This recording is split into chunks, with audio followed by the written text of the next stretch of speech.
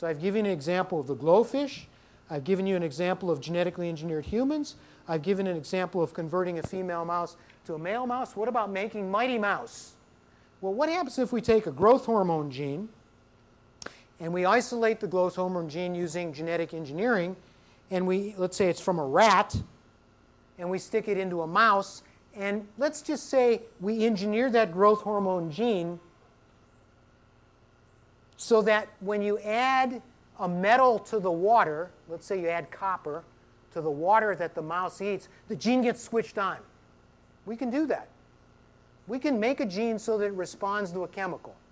So we take this rat growth hormone gene and we do all this magical genetic engineering in the laboratory, and we say it only can switch on if you put a little copper in water. If there's no copper, nothing happens.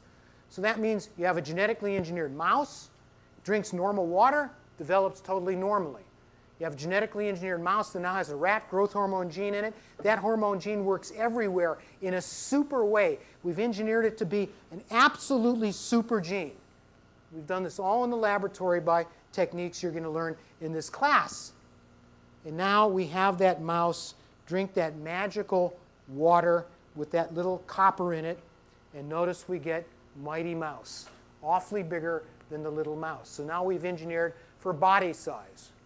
And imagine what we can do if we started playing around with this with human beings. There's the egg of the mouse. There's the needle. The DNA's in there. The rat growth hormone gene goes in there. We get a big mouse. And we've genetically engineered it, and it's passed on from generation to generation.